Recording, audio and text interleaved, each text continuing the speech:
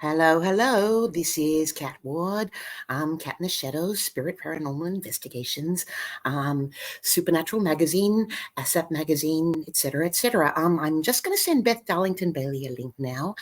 She'll be on in a couple of minutes. I'm just sending her a link. I'll turn my camera off, and I'll hit a link, and I'll see you guys in a minute.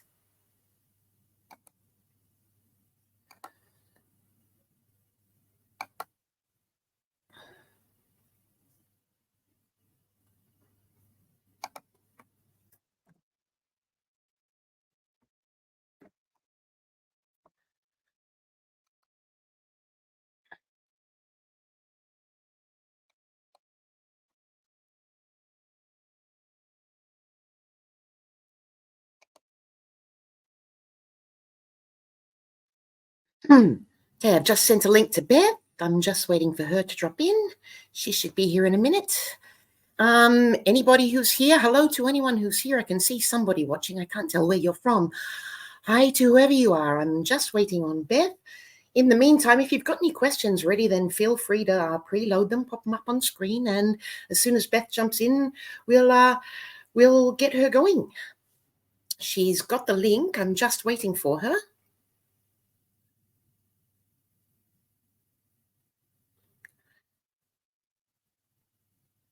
Just waiting. There she is. There she is. Hi, how are you, darling? I'm good, lovely lady. How are you? Not bad. I'm absolutely buggered. I fell asleep on the couch for a couple of hours yesterday afternoon, and I couldn't sleep last night, so I actually haven't slept. Oh, don't worry, I've got moths flying around. I've just seen in the bag. It's like I've opened up my wallet.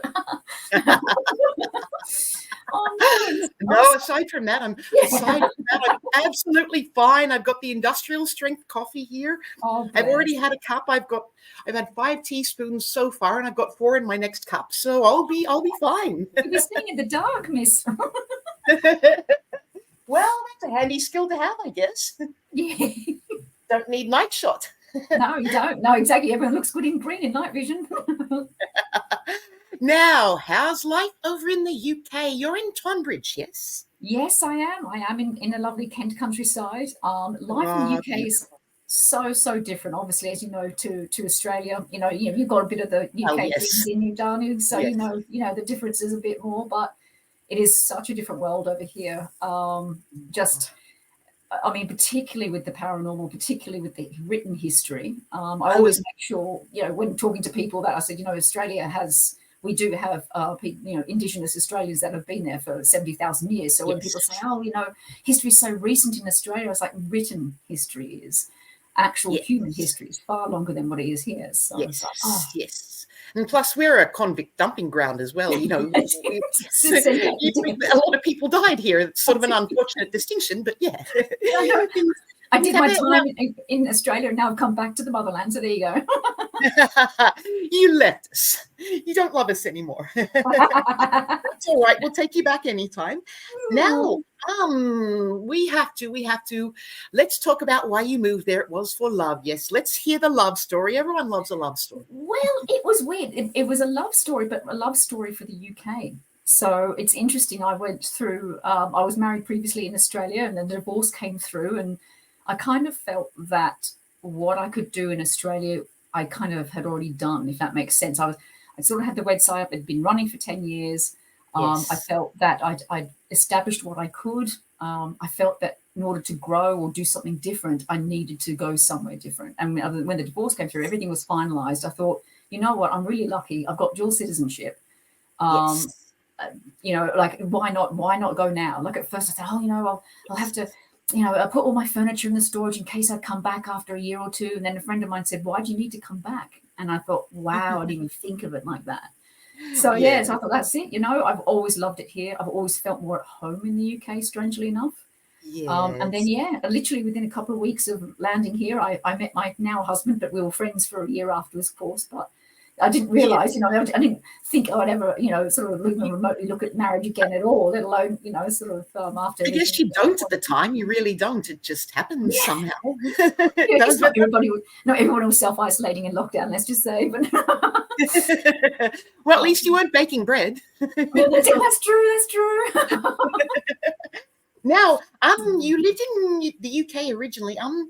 Your childhood homes, whereabouts did you live over there when you were a child? And Well, that's the thing is I had citizenship of a country that I've never been to for the first 18 years of my life. So yes. I was never born here. So Oh, so you were a teenager when you shifted there, and then well, only for a couple of years, about 10 years before the last lot. So about 15 years ago, I lived here for a couple of years.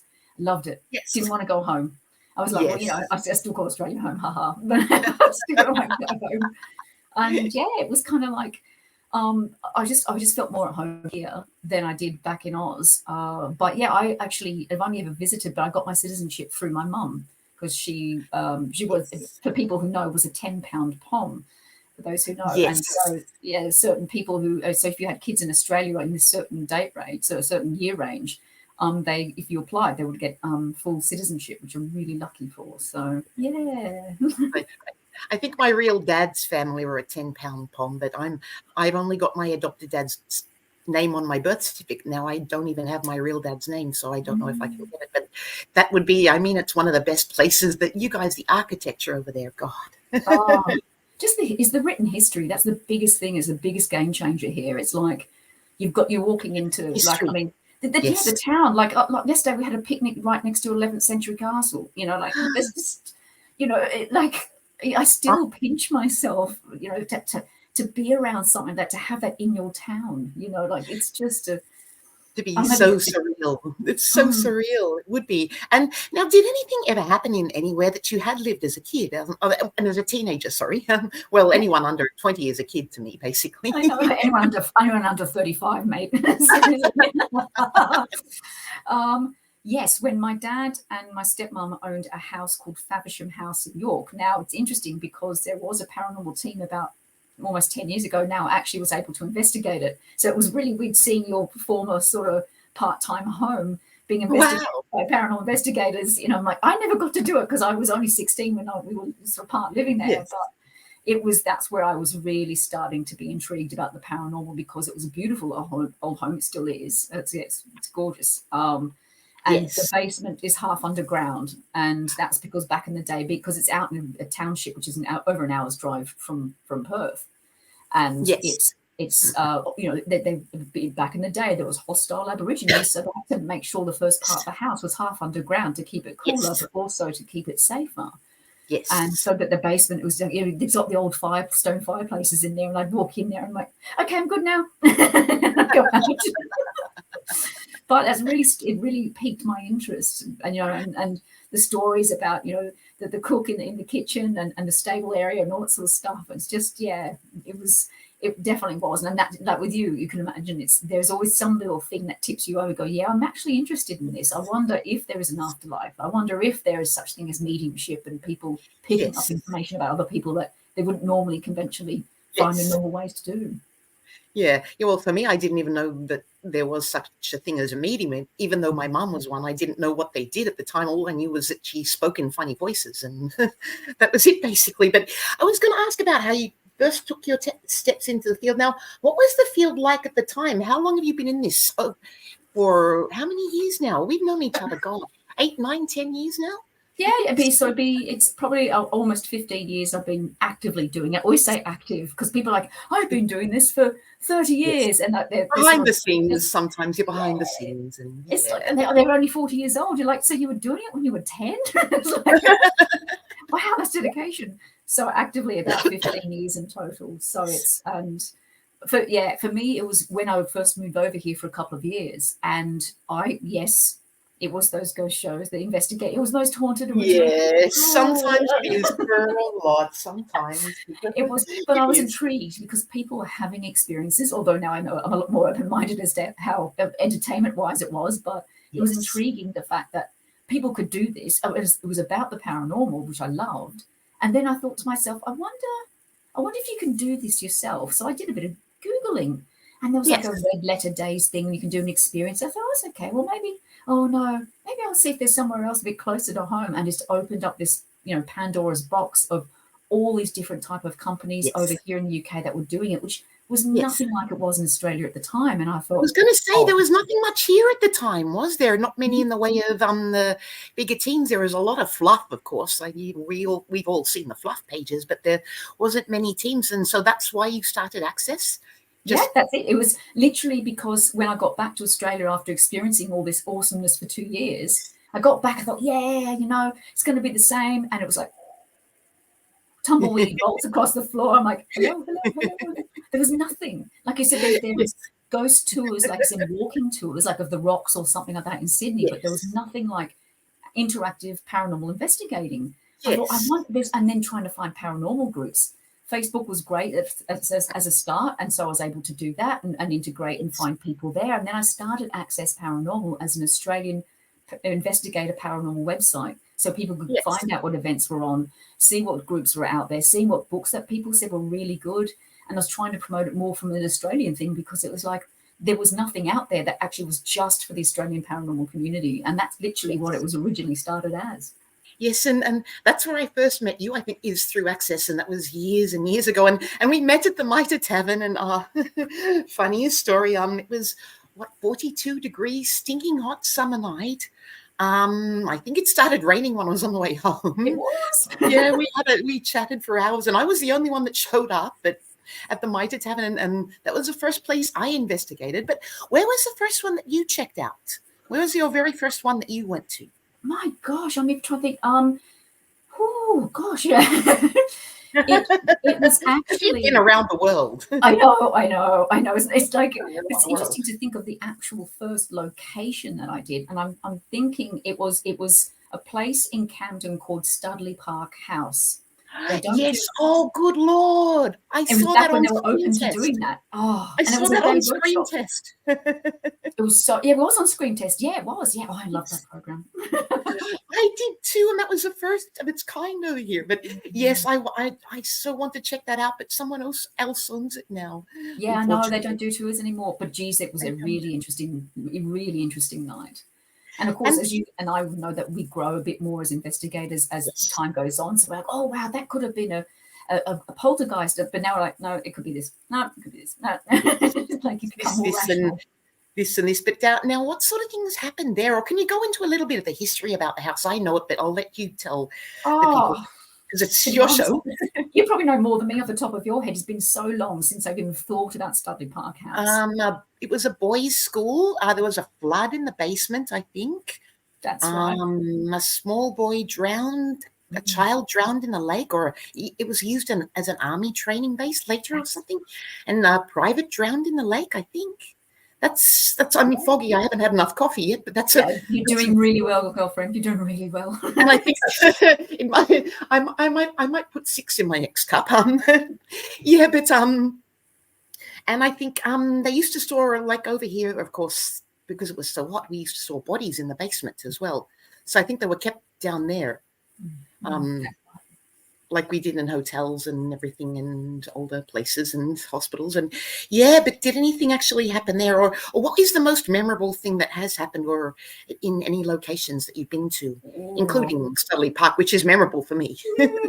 I'd have to say, only because I think it's recent memory. I was investigating literally almost a year ago to the day, a place called Hitchin Priory. It's a beautiful old priory which is converted into a function centre and hotel. Yes. And yeah, oh, incredible. And I'm going back literally in a couple of weeks' time. I'm so excited. It's like, oh, so it's one of those, as you can imagine, it's one of those freak times that leaves you thinking for days, weeks, months to come. Like every now and then it'll just pop into your head. You're thinking, how can that happen? And I had multiple witnesses with me as well. So long story short, there's 2 rooms upstairs, which in the oldest part of the priory, beautiful old stone, the arches and all that sort of stuff they've got here. And there's rooms 16 and 17. And I was in room 16 with another person, and room 17 had 3 other paranormal investigators. And it's only 2 rooms in this particular part because it's an old tower. So it's got a spiral staircase that goes up, and the crumpy sort of wooden floorboards with the carpet across it. So you can always tell. You can never creep about in England because there's wooden floorboards everywhere. You always get found out. Given away every time. Yeah, it's true. It's true. So we're sitting there in our rooms. All the lights are off except for the landing because they need to have lights for safety reasons, clearly. And I decided to play Gregorian music. I thought, it was a priory once. Like, let's try and see if anything like that might happen. So I'm playing it because at first when we both got into our room, we're sort of sitting there and just thinking, I could fall asleep right now. There's nothing different about it. It's actually quite a lovely, cozy home kind of room. And then the room atmosphere felt like it changed. And I thought, okay, keep in mind you're playing music that's familiar to whatever has been in here. So just just be rational, just be rational. So it's rational and stuff. And then literally about a minute and a half later, and I was looking towards the door at the time, which I'm really glad about. Yeah. The door violently shakes so much, I can see it being pulled from the hinges. And I'm looking, thinking, what on earth is that? And I thought, it can't be the other group, because we wouldn't treat a door that way, because it's very disrespectful in a business. And then I looked just as it happened, that there's the light under the door. There's no shadows of any footsteps or legs. And I'm looking, and then the guy that was in the room with me, he looked at me and goes, there's got to be the others. I said, no, mate. I said, there's no one there. There's no one there. It was the force was something I've never seen before. And I sat there looking, because no, it has to be them. And then you could hear the people in the other room, obviously, who were across the way from us, open their door. They knocked on our door, so we now know it wasn't them, opened it and said, why did you try and get into our room? So it happened at the same time. So it both in the same time at the opposite sides of the hallway? At the exact same. But the door handles in this country are quite interesting, I shall say. And some of them aren't proper doors. They can actually be like a metal sort of curve, which gives you a chance to be able to pull it too. Like a spot that you put your hand through, sort of thing. Yes. But you can't get enough leverages. It's not a proper door handle. We tried to recreate it respectfully. We spent half an hour debunking it. We were trying to do opening other doors downstairs to see if it was a suction thing. Could not recreate it. It was one of the most, but it was such a ferocious shaking. It was such a shaking I've never experienced in my life. It was the force of it, and so random, and to have never experienced it again. So I'm hoping it happens again, but I'll let you know. Sorry. It just choked on a bit of coffee. Now, other places you've been to, I think, God, have you been to Waverly Hills? You've been to Bobby Mackey's, I know that. Yeah, Waverly Hills. Yeah, love Waverly. It's beautiful. I wanted to go there. I still do. It's a bucket list thing for me. It is incredible. It's a beautiful building. Just even like, it's almost like going to meet a celebrity with these locations. It's like sometimes you don't need anything to happen. You're just there. Just there, yeah, just in the moment, in the place itself where so much has gone on. And what other memorable moments have you had? Actually, I guess we could go in with that. What's your approach to it? Do you try experiments? I mean, I love experiments, and what sort of things do you do while you're checking out a place? Oh, so it depends. So I'm part of this, currently part of the spontaneous case committee of the SPR. So we take in cases, and that's a lot more research based than normal. So that's a different approach there. It's more like interviewing and finding information. And then of course, if there's other private cases that come through from ASIP, then of course that's a lot more interactive. But generally, if it's a bit more like a ghost hunting / sort of you've got a chance to have a location, what do you want to do? I do like trying experiments. I know when back in Australia, we actually ran an event, and what I did, it was at Maitland Jail with another couple of other awesome Aussie groups. And I actually had audio recordings of Annalise Michael's exorcism, and I played it repeatedly in Satan's cell, and then just let people walk in there and see how they felt. So a lot of people felt dizzy. And again, when you turn the sound off, people walked in and didn't feel any different. So it was a psychological type thing. It was really quite interesting. Yes. And you played Let the Bodies Hit the Floor at some stage at one night somewhere too. And that's a really weird way of shaking things up. That I've done that sort of thing too. So yeah, but you played that, and yeah, I love experiments. But yeah, other memorable moments, and yeah, what else have you had happen in places? I think one of the other memorable moments would probably have been literally having a chance to do a day investigation of buildings in Pripyat in Ukraine. That was wonderful. Chernobyl. Yes. Chernobyl, yep. And Reactor 4, and having limited time to investigate these buildings for obvious health reasons. So that was probably one of the interesting things, where normally when you're investigating something that would be possibly of the afterlife, it's different when it's something that could really harm you. You know what I mean? It's sort of like a, you can't see radiation, you can't smell it, you can't taste it. Like But an actual physical threat that you can't see. Sort of thing. That's it. And timers, and it's like it's almost like investigating under a serious amount of pressure. Like, you can't stay in a building if you think you're getting something. You have to get out. Find your insides. Where else have you been in England and America? Because I love hearing this stuff. I collect stories, and it's just a me thing. But yeah, where else have you been?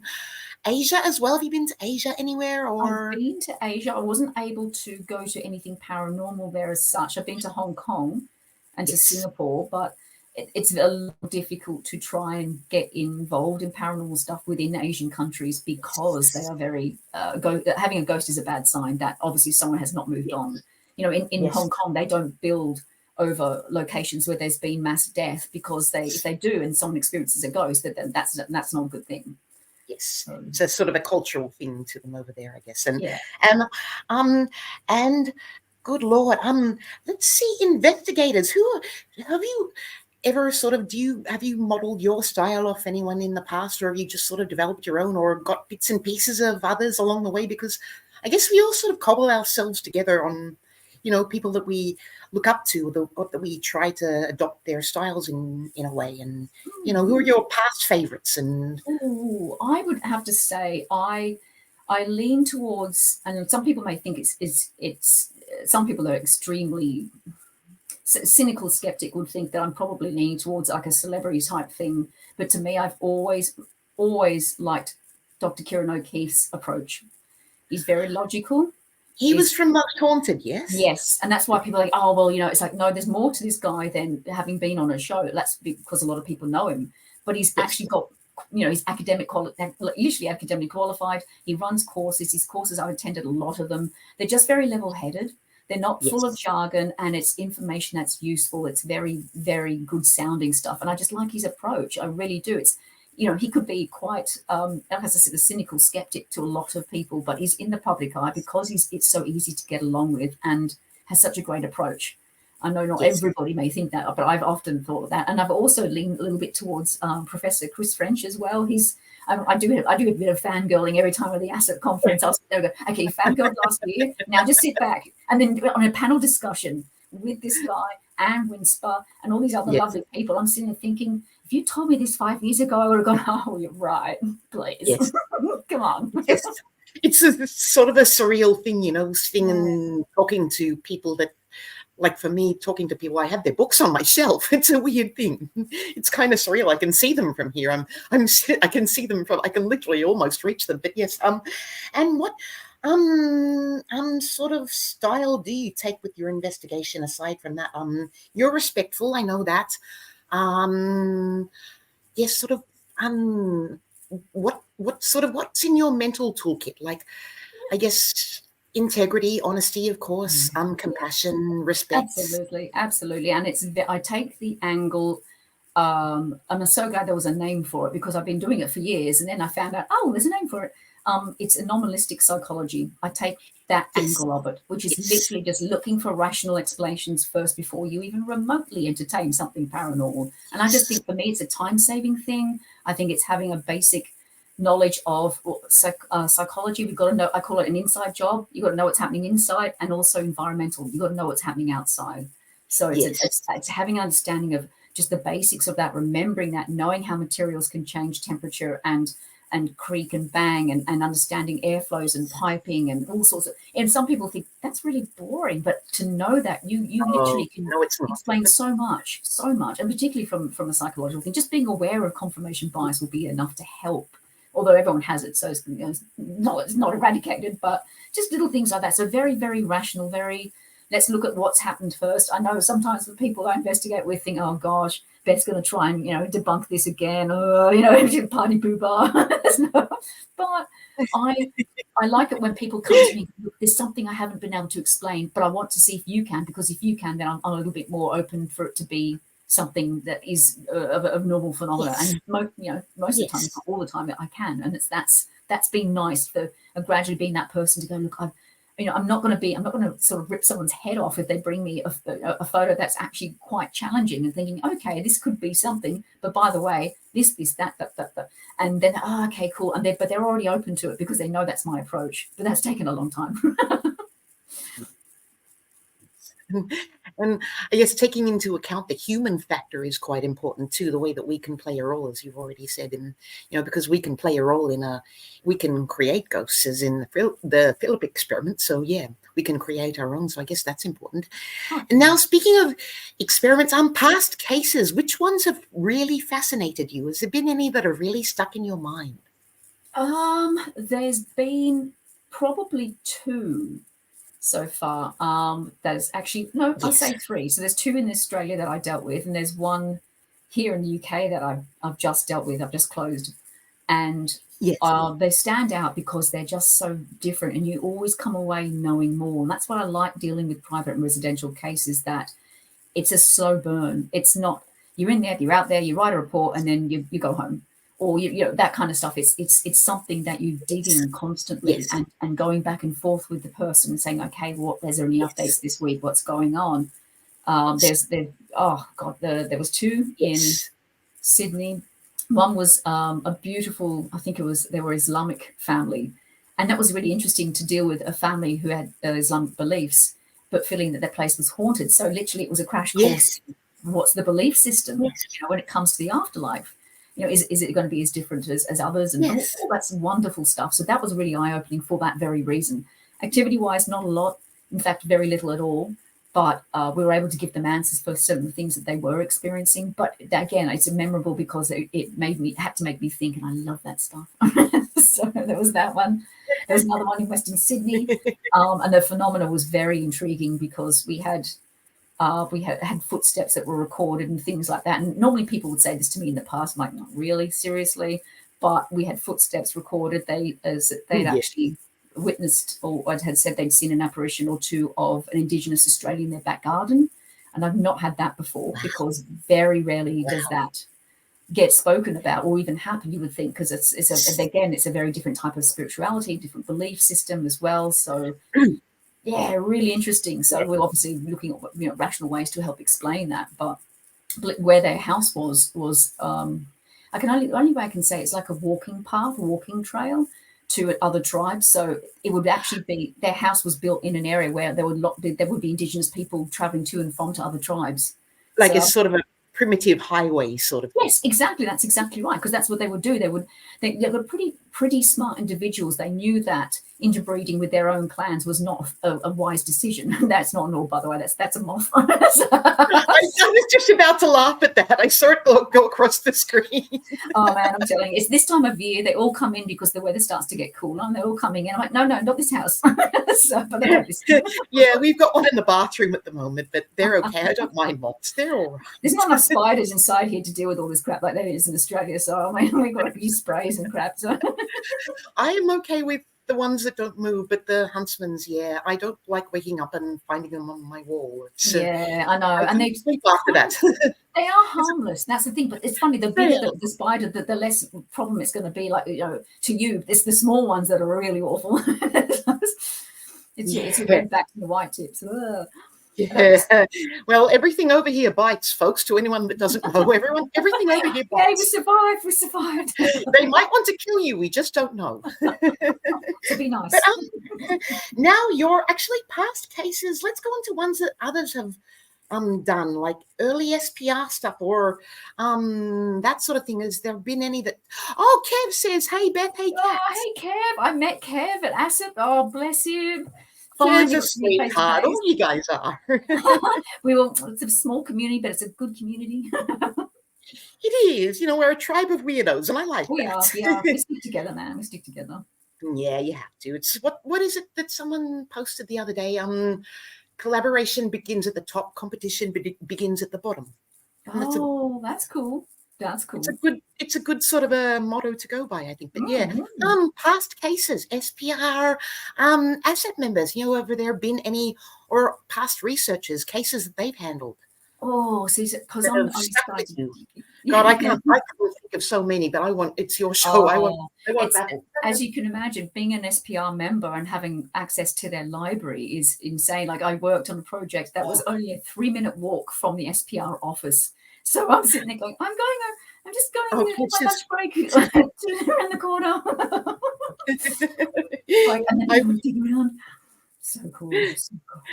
I would be too, but yeah, like, who are your favorite past researchers? Like, were you into? I know, of course, Sarah likes Harry Houdini. Of course, he's one of her favorites. Who are yours? I'm big on the early SPR guys. You know, Myers and Gurney and Podmore. Yeah, I'm an old-fashioned old girl that way as well. I say I'm an old-fashioned in that way as well. I think the earlier stars, you know, Catherine Crowe, all that kind of stuff. I just kind of like the throwbacks. Yeah, I kind of, I understand with that. I think I have to say I'm in the same box as you with that. So I think it's a mixture of the ones. I think as well. You know, it's I definitely would have to agree with you with that one. Yeah, just the old school style. You know. Yeah, I like I like a combination of the old and the new sort of thing. That's the sort of thing to go for me. And I guess that would bring us to, I mean, what's in your actual physical toolkit? You're not a fan of the woo gadgets, are you?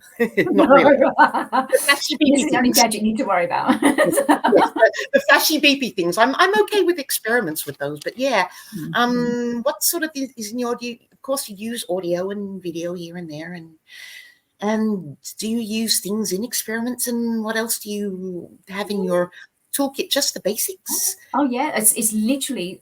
I used to have an equipment case, you know, that's in Australia, and it was like it had this, it had that, and literally when I moved over, I sold it. I sold it all, and I was except for my voice recorder and video camera, which I still have, and it's recording. That's all I want to do is record the environment, record what's said, happened, done, experiences, because. You know, when it's happening, your mind's like, oh, I'm just going to get a pen and paper and write this down. Like you're in the moment, you know what I mean? Yes. And also using your phone to actually to record instead of actually writing down, because most of the time we're going to be in places. Sometimes the light might be a bit low, we don't know. Yeah. So sometimes I'll literally just do a voice audio, just going, I've just experienced this, I've just seen that, while it's fresh in my mind, because. Yeah. You know, I speak way, way faster than I write or type, believe it or not. So no, I know the feeling.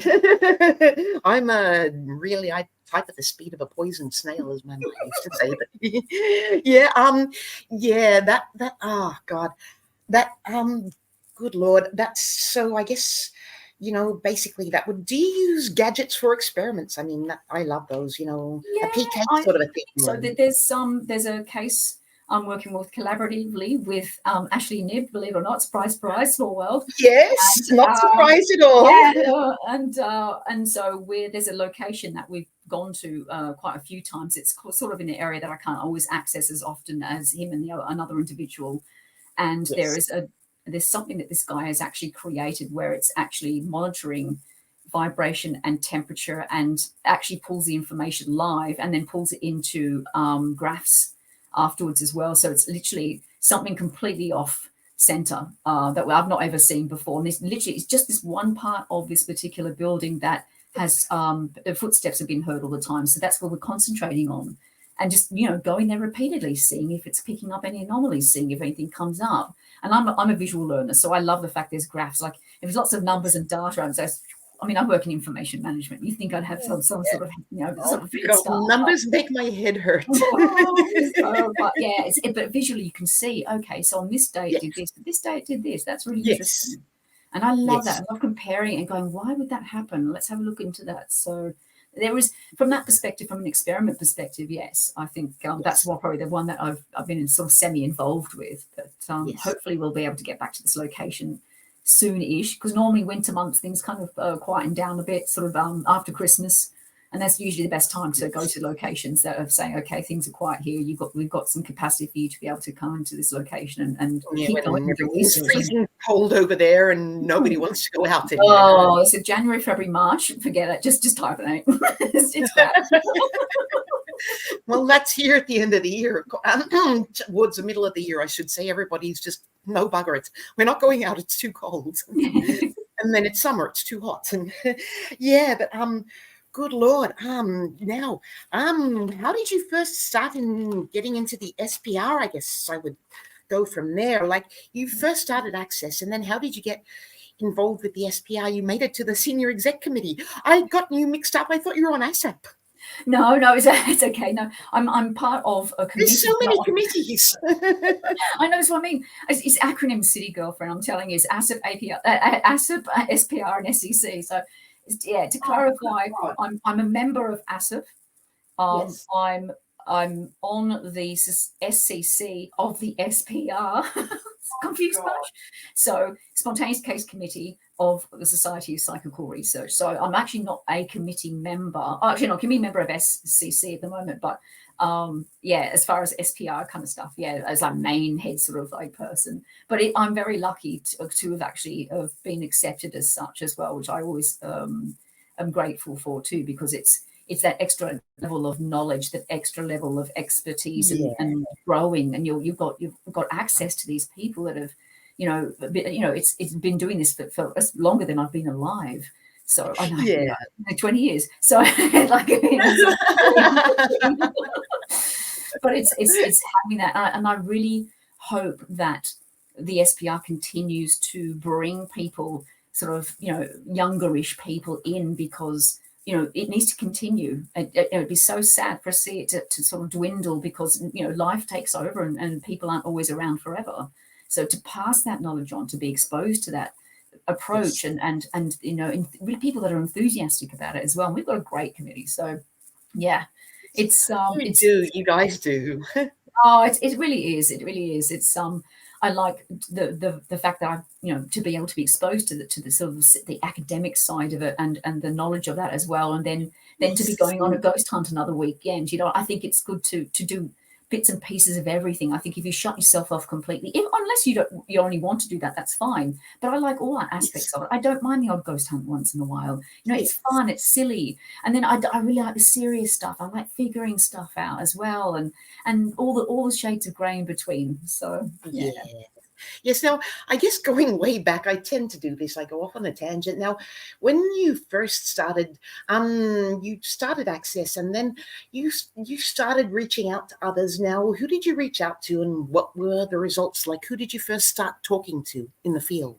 I found myself going to literally almost any event I could attend, because I branched out on my own. I thought, I knew people already, but I thought, I want to do more. I want to meet more people and learn more, and then understand and help them with their events. So that's why I was, often every couple of months flying, sort of domestically to Brisbane, or, as Tassie and Melbourne and Perth and Adelaide, because I thought, I just want to meet people. I want to meet people and network and get to know them, instead of just being, on the internet or Facebook. So that's how it generally started. I started to build networks, and someone says, we're looking at going to Adelaide. I'd love to do a tour, but I don't really know. I don't want to go to a ghost tour. I want to do a proper paranormal one. Mate, I know the people. And I started to actually gradually become like the go-to person, because I've met so many people. I knew so many people. So a lot of people are like, I've heard of this Kat Ward in Victoria. What's she like? She's a legend. Don't worry about it. She's cool. You just contact her. Well, I've always been a sort of an under the radar kind of person. I've not advertised at all, and I guess I was sort of shy about that. And there was nothing here at the time I started Spirit. So I was just I just cruise around and just did my thing. But but who did you reach out to in overseas people? Who were the first ones, your first steps to over there? It was well, to be honest, it was the timing of when I moved over, which I didn't realize actually when I planned it. So I left Australia. I went through America to MI Paracon, had a great time in Michigan, in St. Louis, awesome. Caught up with people I've been to other paranormal conventions in America with, so it felt like going to another home. It was great. And then from there, settled over here in the UK, originally in London. But within 2 weeks of me landing, there was the ASIP conference and the SPR conference. So I was in my element. I was literally just thrown in the deep end. Here you go. Here's networking for you, girlfriend. So I was like in it, and I loved it. And that's how I started to build my networks over here. It was fantastic. But the timing couldn't be any better. Like, oh, so how long have you lived here for? I'm like, oh, 2 weeks. But that's great, though. Now, I mean, that's been a really good response. Now, you have had a run-in with a skeptic, and we won't ask you to name him, but you had a run-in with one. But I love that thing that post that you did, because it's really important that, that we have to make ourselves clearly understood. And you are highly intelligent. Like, it's like if you're putting yourself out there in a public way, you're going to find someone's going to not like it. And the difference is going, well, do I know this person? Are they really important to me? Am I going to meet them? Am I ever going to see them again? Let me think of that. And it's literally Teflon. But it takes time. It takes time, because when you put something out that's so personal, or something you've written, or a video, or something that a lot of people are like, actually, I really get your way of thinking with this. This is fantastic. And you get that one person going, well, that's wrong, that's wrong, that's wrong, that's wrong. It's almost like in the scientific community, like if you put a theory out, you've got to be ready for peer review. And sometimes it ain't pretty. So it's literally, if you want to be involved in it from that perspective, you've got to learn how to deal with it from a social media perspective. And social media can be fantastic, but also be quite negative. It's a necessary evil, but it can be negative. But sometimes we come to our understanding, but sometimes we don't. But there is some negative run-ins with people here and there. But I guess let's go on to you're a mental health first aid sort of advocate, aren't you? I guess you would say. I think that's important. Now, can you explain that to what would mental health first aid involve in the paranormal field? Yeah, no, that's great. I only actually thought about this earlier today. I had forgotten about it for a couple of years. So I obviously, as you know, trained mental health first aider. For those who may not know, it's mental health first aid similar to first aid, but from a mental health perspective. So if someone's having a mental health crisis, if they're having an anxiety attack, or they're quite down, depressed, if all different types of mental health issues that can be quite sudden and it can happen, you have a way and a method to help deal with that person going through that until proper help arrives. So it's again, like with first aid, you're not the doctor, but you're somebody that can help them with the midway step as such, like a triage sort of thing. Yes, exactly, absolutely. And so of course, but then people would think, well, what's that got to do with the paranormal investigating or paranormal field? Trust me, a lot. So a lot of people who run tours, some people might actually have a panic attack if they're on a tour, if they've seen something. If you're looking at private and residential cases, if somebody is showing signs possibly that they might have an underlying mental health issue, then you're a little bit more aware of, okay, do we proceed with this? How are we going to handle this? Is this another way that we can turn around and offer help of some sort, or suggest they have help and go to their GP first to get checked up? Mentally and physically as well. So there's ways to handle it, but it's it was twice actually, once in Sydney and once in Melbourne. I ran mental health first aid for paranormal investigators, and it took me forever to find the right. Did? Oh, I didn't know that.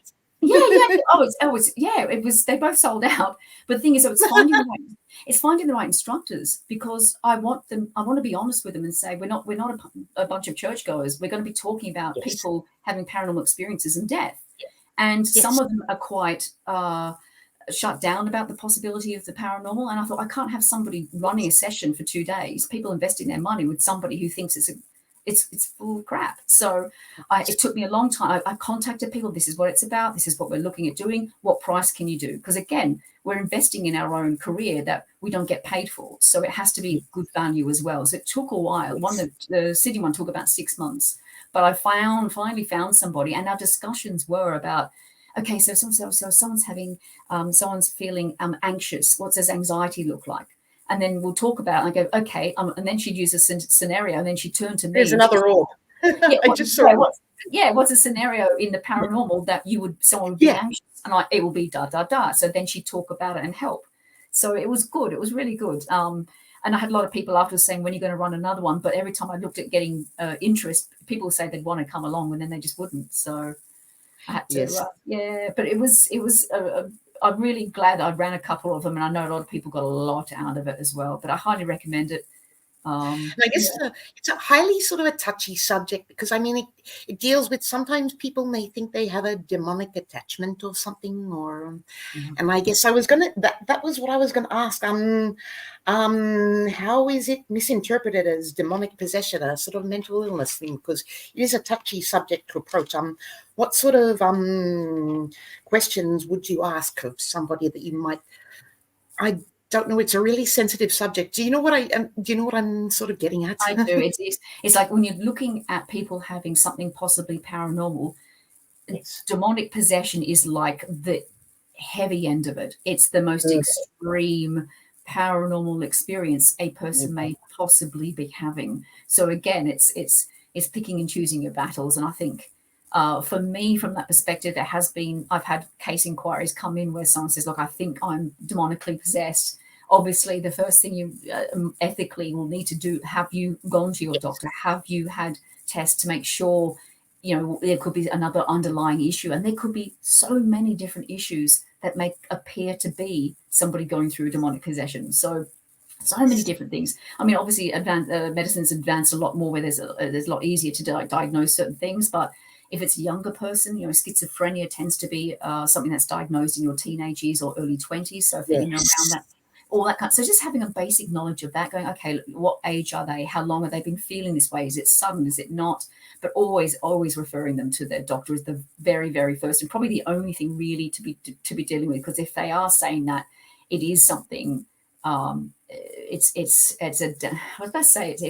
difficult, like you say, because it's such an intense experience to take. And it's a touchy subject. It often involves things. It often involves. Absolutely. There's a lot of people out there that say it absolutely 100% exists and it can happen. I've seen it. And then there's others say absolutely not. Most of it, if not all of it, can actually be explained through all different types of health issues that can actually be undiagnosed for quite some time. Yes. It's like orb photos. You get the orbies and you get the non-orbies. So I think it's from an perspective. What does Gary call them? The dustbusters. But yeah, it's a really touchy subject because, I mean, there's questions involving, do you use recreational or medical drugs or alcohol or that sort of thing, and that's sort of involved, and it's a really touchy subject to approach. And that's a commendable thing to actually approach that, because I dealt with one when I was years and years back when I first started Spirit, like as an actual team. But it's a touchy subject because you don't know how to approach it at first. Well, that's it. My interest in it started because I'd be investigating locations and of course, some of them being in dark areas and that. And someone said, look, okay, you go into that area, I'll go into this area, and then we'll see what happens. And I struggled to go into this area. And I kept thinking to myself, what's the worst that's going to happen? What is the thing that I'm scared of most? And I thought to myself, what if I get possessed? I think I need to research more on this because I need to move past this fear, because if I'm going to be wanting to do this and taking it seriously, and I need to walk into a dark room and sit there if I need to, because if there's phenomena that people are experiencing while they're asleep at night, I cannot be that person in someone's home going, well, I won't do it. They're like, what kind of example is that? So I had to push past, and it was the learning and understanding about all these different ways in which being possessed can actually be explained. And that allowed me to go, right, I've got the tools in my toolkit to know that I am fine and nothing will happen and I can do my job, basically. Yeah, that's a really good thing. Are you planning on running another sort of mental health first aid course at any stage? I would love to. I would love to. I'd have to dig about. Obviously, they've got it here in the UK. And because it's an internationally recognized qualification, that's another thing I also say to people as well. You've got to, I think you've got to research every 2 or 3 years. I think I might. How do you get that? How do you achieve that qualification? Do you go through yourself, or? No, it's literally all you can do is Google it. So there's the UK version, which is the same training. It's MHS, mental health FA. It says MHFA. If you type that in, if it's Australia, it's MHFA Australia. In the UK, it's MHFA UK, and even in the USA as well. They've got it's the same. It's internationally recognized qualification, but it's run. There are organizations that do run them. I'd love to run one for just paranormal investigators as well. So the discussions are around people that may possibly be dealing with mental health issues with private cases, or if people are running tours and they want to be aware and know how to handle somebody who might be struggling. Because again, it's a public business when you're doing tours and you don't know, and you're dealing with fight and flight responses. And if someone's already got a mental health issue, that can actually be heightened. So it's having that sound knowledge to help them. But yeah, I would love to. It would take a bit of digging about, but I think it'd be something I'd like to do again. Yeah, it would be a really good thing. And I guess I was going to get to that shortly, and we've already sort of got there. But that's what what do you think are the main barriers to the field at the moment? And what do you think is holding us up? Is it that sort of lack of acknowledgement of I haven't had enough coffee. You're doing really well, girlfriend. There's no way you get me up at 6 a.m. I work from home. It's what I love, but yeah, what is holding this field back? And I heard Karen Besant started something called Project Genesis years ago. Sorry, Karen, I thought it was Rachel Haywood, but yeah, that would be a great thing for this field. And what do you think is holding us back now? I think there's a couple of things. I think it's the approach that it's hard to say because there's so many different categories. So at the moment, I think one of the things that actually is possibly holding back the field for where we are now is people's I guess you could say, the acceptance that there are people that are actually not just running around with a K2. They're also not in the academic section. There's this, I call it the middle ground investigator, and that band of investigators, right? It's the you, the me, the Ashes, the Kev Kerrs. We're the middle ground. We're not fully academic, but we're certainly not running around with flashing lights sort of stuff. We want answers. We want to know. We want to learn. We want to explore. And I think it's having more of the gap bridged to that. So from the academic section, and also an acceptance from those who still want to be at that level. There's nothing wrong with it. It may not be my thing all the time. Why not be in it for the fun? Why not? I mean, we all started that way, I guess. Initially, we all were in it for the fun. Absolutely. It's that kind of thing where there needs to be, I think what's holding it back is that there's still a little bit of stigma from the academic field about wanting to help people like yourself and I to understand more. And that's what I love about being part of the SEC and the SPR. That's what I love about with ASIP. ASIP is the middle ground. It's like, this is what it's about. You're bridging that gap. And that, to me, I think holds back the field because we can't advance. I don't want to reinvent the wheel. I think, I'm going to do an experiment about blah, blah, blah. And then if I go and do some research and have access to this research, I can actually find out, or actually, someone 30 years ago started doing that, and these are their results. I'm like, well, why reinvent the wheel when you've got someone who's already started, and you can move from that and take that and go, okay, what else can I do? What can I contribute to this as well? Yes, that's a really good thing. Now, good Lord, speaking of which, assets reading, things like that, couldn't we talk about, and we'll go way back again. I do this, folks. I'm really sorry. But what sort of things you recommend in past reading and all of that sort of thing? What sort of stuff have you read that have helped you develop your mindset and everything? For me, of course, it's the ghost studies that really change. I'll not talk about the ghost studies anymore. I'm so glad you bought me a copy, and I still have that. I forgot that. And it was It's so good. I also think that John Fraser's book Poltergeist was really good. I'm like, oh wow, I've not even thought about poltergeists like this, and that was really good. He's a lovely, lovely guy, very enthusiastic, very knowledgeable, ready to listen, wonderful person. But the information in that book, I still every now and think, oh, I remember him writing about. Go back, have a read. If it's a book that you go back to and refer to, then it's your book. It's a good book. And that's one of those ones there. I think Steve Parsons' SPR Red Book and Blue Book is what the common name is, but one's about Red Book's about the guidance notes. The guidance notes is the Blue Book. So I think they're a great foundation for any investigator that goes, you know what, I want to step it up a little bit and take this in a different way, a little bit more of a serious thing as opposed to just being fun, which is completely fine. But taking that next. So I think those are the kinds of books that has actually changed my perspective. Or maybe sit back and go, wow, I did order and have got, hang on a second. Ooh. I've got this one. Yes, I want to get that one. I haven't opened it as yet. I started to get the first 2 pages and I thought, you know what? I'm going to literally have to make notes on this. I can't just read it and go, oh, that's nice. No, I'm going to have to absorb, which means notes. Yeah, I put little sticky notes in mine, hey, this looks good and this looks really cool. And It's very good.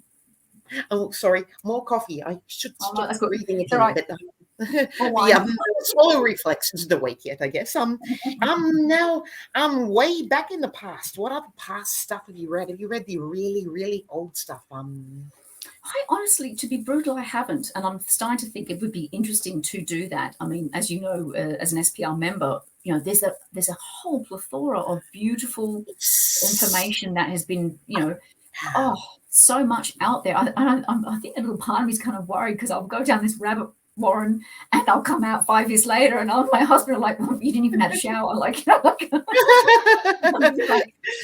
not wearing pants. You're not wearing pants. That's right. So it is a part of me. It's like, if I start down this path, it could be slippery, but at the end of the day, like you said, I think it is very healthy to read books that have been written long before, television programs and, even ones that are long before, I think it's important. But yeah, I need to get into a couple of books that are like that. And I'm happy to take recommendations as well. So. And Lexian, of course. I mean, Lexian's an awesome thing. Oh, best thing ever. Oh, drool. Yeah, and I guess we can talk about then with this. What podcasts, TV, all of that sort of thing? What sort of things do you use for current research? Websites, papers, research papers, that sort of thing. Resources, I guess, because you're big on resources, and this is really love it. I think it's my gosh, obviously we talked about SPR, great, wonderful. Yes, remember, yes. And I like the fact that it's something that even from Australia you've got access. It's brilliant. I know there's some really good information on ASIP's website, although I know they're revamping it and they're making it they're going to obviously make it a lot more user friendly at the moment because there's so much good information there. And for a while there, I literally would schedule post sharing as much as I could because it was just such logical, founded information for that kind of stuff. Podcasts, yes. My gosh, have I got the time? There's one I've been listening to originally, which was Uncanny, and it's by Danny Robbins. Yes, I've heard of him. I want to get his book. Oh, but the Battersea Poltergeist one was my favorite. Sorry, you can't top that. I love it. And I think it's because I lived in Battersea for a couple of years and I was only a 15-minute walk away from all these places that are happening. And it was great. It's like, again, meeting a building celebrity when you go to the location. But again, I think the way in which he approaches his podcasts is a lot easier to listen to for those who aren't reading people. I can read some bits, but I can only do so much. I'm not a full reading person. So I'm very much, like I said, a visual learner. So it's videos, it's pictures, it's seeing stuff, and also audibles. So when it's podcasts like that and they go through and it's a little bit of theatre of the mind, but also at the same time it's factual. They're looking at experiments, they're explaining and interviews. I find that way easier to absorb and stay in this sort of grey matter than trying to read research papers, which to me, I love them sometimes, but they're like eating a lemon, seriously. Well, they are. I mean, I think that's important. We have to approach things, if we're not just in it for fun, we have to approach things from an alternate viewpoint sort of things. That's really important. But yeah, I want to get his book. Good Lord. God, I've really got to pee shortly, but we've got ages yet. Let's talk about, good God, favorite current, oh good God, books that you've read, current researchers. I love Sheldrake. Anyone else that you love as well? What other books have you read? Current researchers. And I've got to pee, but if you'll excuse me for 5 minutes, I'll just and I'll let you babble away. That's fine. The toilet's only just That's all good, girlfriend. We're cool. We're cool. So yeah, you go talk about, whatever you will at the moment. And anyone pop questions up a bit. No, there's a bit of you watching. There's one at the moment. That's all fine. That's completely fine.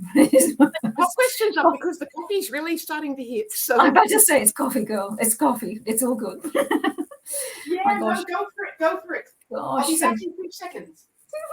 Bless her, she's the best. So, so books, as I said, Ghosted. I think that'll be really good. I mentioned, I sort of read first couple of pages of it.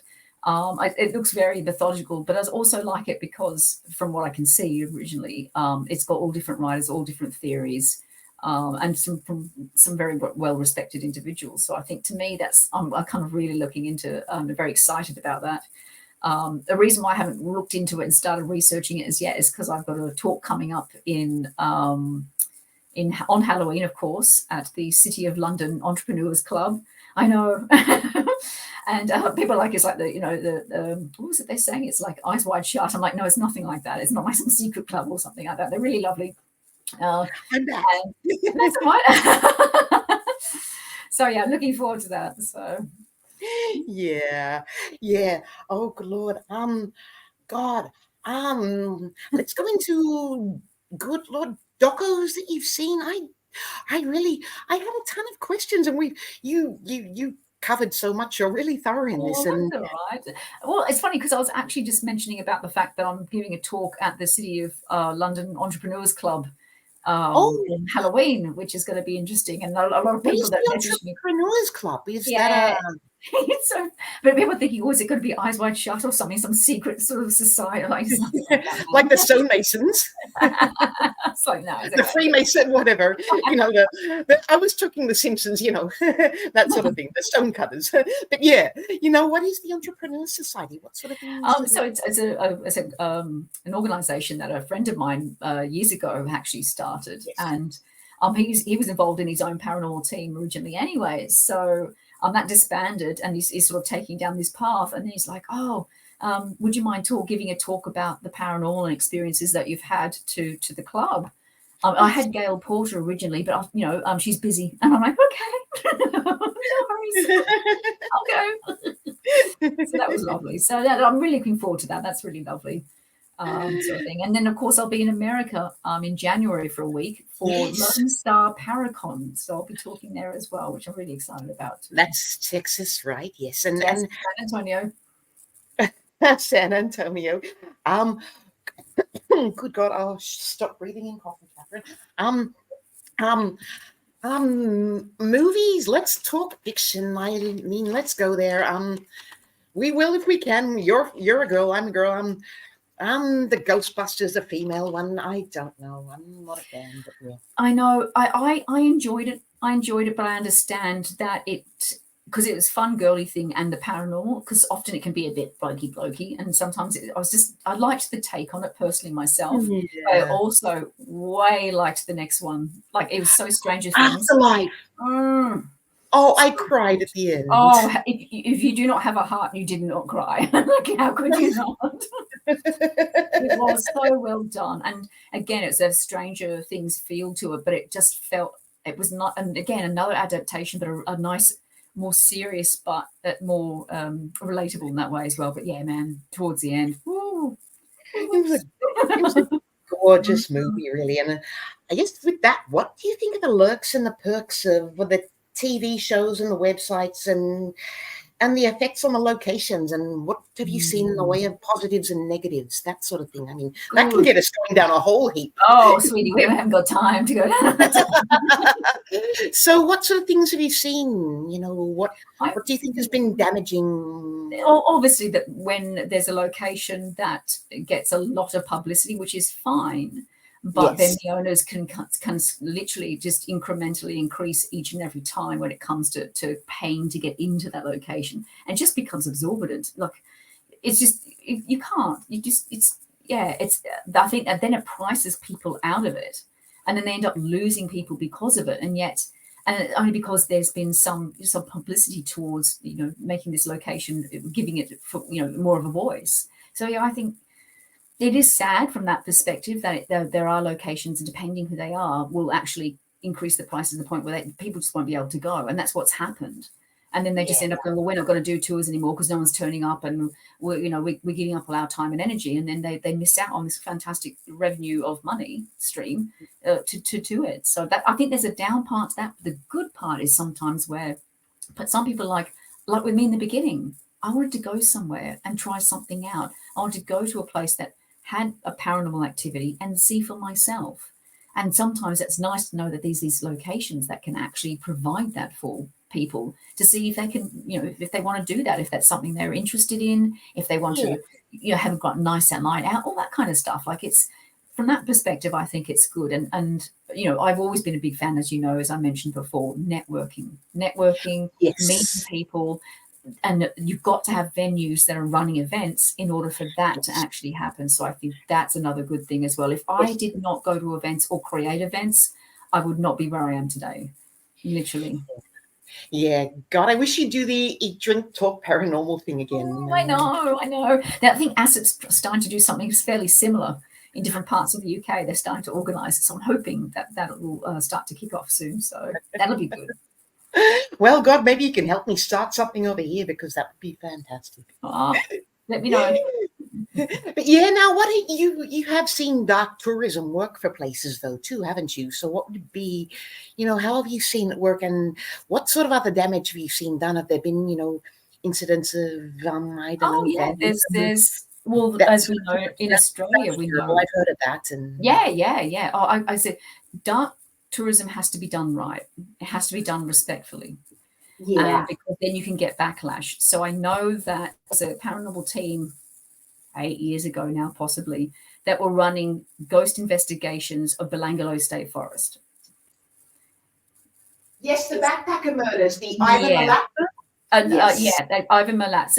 So it's still quite. I mean, the families, the victim families, are still very much around, and it would be considered extremely of poor taste to have done that. And they were running event. They had 2 investigations before they had received so much backlash from the paranormal community and also from the public that they ended up having to shut them down, because it's too soon. So there's a time and place with dark tourism. You've got to do it really sensitively and carefully. Yeah. Like, I mean, people will go to Auschwitz, and it's not for a ghost tour, but for a history tour. Like, there's ways in which you can do this, but just you've got to have a gentle approach and be respectful for those who are still there. It's particularly something that is quite raw for individuals whose families and loved ones were taken unnecessarily by such a horrible individual.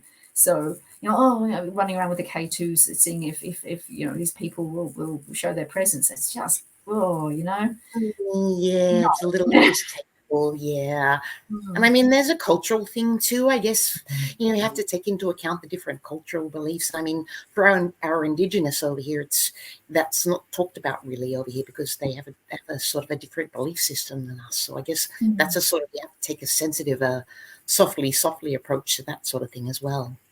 But yeah, oh, sorry. Yeah, good Lord. Now that let's oh God, TV shows. I mean, the Ghost Adventures, Ghost Hunters, Ghost Advent. Sorry, I shouldn't say that really. Kenny will start drinking. Bless him, he's such a legend. He is. He's a darling. But yeah, I mean, they've done a lot of damage, really, in a way. Do you think they've done any good? Do you think there's been any sort of good thing that they've done? They've gained a lot of interest to the field, but that's probably where I would say that's the one good thing that they've done is that's about where it is. Yeah, you just saying this kind of stuff not can happen, but are you interested in it? Oh, actually, I'm interested enough to watch a program or the next one or the next one or the next series. So I think it does raise awareness to the general public. Absolutely. And I think that is probably the one thing as well. I was almost going to say, some locations are getting some great exposure, but then of course, as we mentioned recently, the fallback of that is the cost is insane. It's way too much. And you just end up getting priced out because, the budget that these guys have. I mean, they got access to Poveglia in Italy, Poveglia Island, in Yes, the Venice. Island of the Dead. Yes, and it is so difficult to get access there.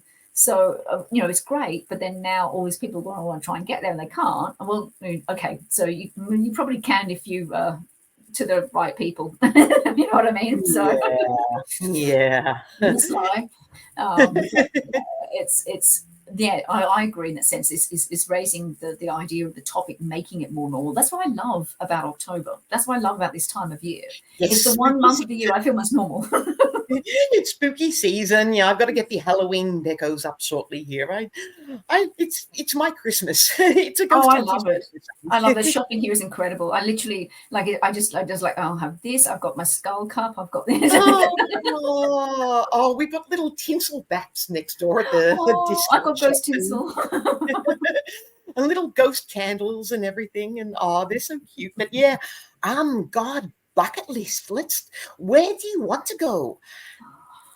I know it sounds very generic, and a lot of people say this. No, not necessarily, because everyone has different experiences. Yeah, I recently went to the Tower of London for the ceremony of the keys, and I saw it as the sun was going down. There's nobody around. It's just your small little group, because we had a little tour because we were invited by the people that were there, which is a separate thing as opposed to actually going to the ceremony of the keys, because I think they book out like 6 weeks out in advance usually. Wow. And which was sitting there because we literally the day before they said, we've had a couple of people sort of bow out. Do you want to go along? I'm like, to the Pope Catholic? It's like, yes. So I went along, absolutely loved it, because it's the first time being in such a heavily touristed sort of location. As the sun was going down, it's dark and no one else is around, and I'm literally like, it's almost like a cat at the door trying to get in. I'm like, I just want to get in. Oh man, I wanted to get. It's got that. It's almost like it's untapped. So we went into the Keys bar where all the women have their beer and stuff and like that. You can only pay cash. It's all cash. Love it. Oh wow. Yeah, it's great. You're great because I mean, mate race. It's awesome. So go in there. The history in there is amazing, just alone, just from a human perspective. And so, of course, the guy that was able to get us in, which is my husband's friend, he said, "I know you're into the paranormal," because he's American. And I said, yeah. And he goes, "Talk to the bar staff." I was like, "Really?" And he goes, "Yeah, yeah." Ooh, all right. So 20 minutes later, I surface. And I got to talk about, they told me all the different stories that all of them have still living in the Tower of London. And one that stuck with me is that there's one apartment that if you see a little ghost of a little girl, it's your time to move out. And they all hold to it. They're like, if you see the ghost of the little girl, you got to move. That's it. So yeah, I'm like, oh, it's awesome. So yeah, I loved it. It's so untapped in that way. And I know there's been paranormal investigations in there. There has to have been. You can't have been there for thousands of years and no one's got in. Like, come on, how many humans are interested in the paranormal? Someone's got to have done something. Somebody has got to have at least walked around somewhere with something and tried to find something, I guess. But yeah, what else is on your bucket list? I mean, there's got to be heaps. You've been to a lot of places, but it never ends, really. No, it never does. It's like the rabbit warren. You start here and you go. I'm telling you, there's two: Hever Castle and Hampton Court. Where's that? Oh, Hampton Court, I've heard of. Yeah, Hampton Court would love that. Oh, where's Hever Castle? Hever Castle is here in Kent. It's only about a 15-minute drive from here, actually, funnily enough. Yes. Hever Castle was Anne Boleyn's childhood home. Oh. And it is it's beautifully restored Tudor castle. It's so gorgeous, and it's got beautiful little moat in the gardens. It's absolutely stunning, really gorgeous, gorgeous castle. And most haunted films there, yes. So that's why I was like, oh, you can get into this place. So I trained myself by watching an episode just to see what would happen. But it's something I'd love to explore on my own. Not full own. I'd have obviously a team of people, but it's got such a rich history. And such a beautiful location again. So if anyone ever comes to the UK, I'd highly recommend Hever Castle because it's lesser known than Hampton Court. So yeah, and I mean, there's a whole world of untapped stuff going on out there that we've never even explored. Where have you been that you found the most activity at? Like, what sort of a place? It's Because for me, interesting. it's in hotels. Oh, Because have you been in a hotel? Oh, well, hotels. I've investigated a casino in Vegas. That was fun. wow, That was casino. Yeah, casino. So it was Binion's Casino. I was with EVPS, lovely paranormal team over there. They were running Las Vegas Paracon, fantastic. The Binion's Casino had one floor that was going to be refurbished. So it had some furniture, some not, but there was nobody staying in it. So they said, yeah, sure, go ahead, you can investigate it. Wow. Wow, that's so So cool. that Though. was cool. So that's one of those bucket listy type things, like, yeah, done that, done a Navy ship, done a cave. But I mean, where has been your favorite that you've been to? Carrington? Was it Carrington Hospital? I saw you do something there. It was somewhere in Sydney, somewhere an old asylum or a hospital, ages ago. Oh, there's been Callan Ages. Park. There's Callan Park. Oh, that's the one that started with C. I knew that. Yeah, it's in Roselle. I don't know if they allow filming there anymore because we used to go under the filming barrier. Barriers like we're filming, and you just pay the filming fee. We're filming, but we're filming for ourselves. Yes, but it was good, and I don't think they do that. I don't think they allow it anymore because everyone else was doing lots of filming there. Yeah, I mean that's the thing. People break in, and they go around. Oh, it's the council wanting to make as much money as they can. With all respect, as horrible as it sounds, you can kind of understand why. So, yeah, that's an interesting location because that used to be a mental health, a mental asylum. So, and lots of people still do filming there, but I think they're quite strict now with their applications for filming. But it's interesting when you say the most active would have to be.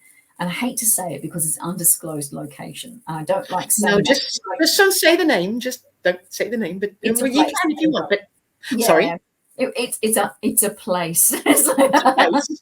No, it's a really. place.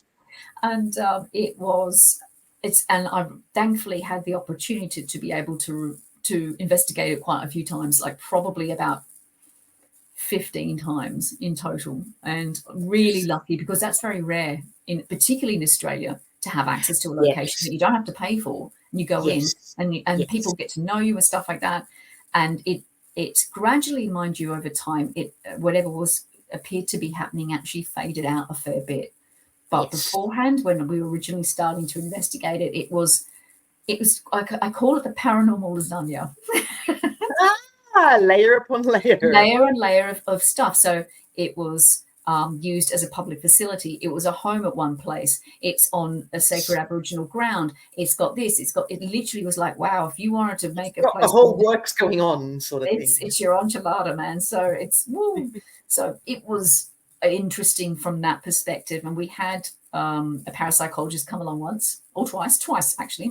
Yes. And they had their own experiences. And that I found very interesting because having the academic background of how the mind works, what we're susceptible to come away from that going, wow, I'm actually now questioning it. So it's not like a skeptic being a believer, but it's a parapsychologist or a psychologist opening up their mind more to what can actually happen when people have a paranormal experience. Because you can do all the study you want, you can read all the books, you can do all the research, but if you really want to understand what spontaneous phenomena is like, you've got to put yourself out there from a field perspective. That's where you get your experience from. That's where you put your knowledge to the test. So I love talking to academics. I'm like, but this happened, but that does happen. And hopefully the bridges will cross a lot more into to connect to each other more, where we can draw from their knowledge and they can draw from ours.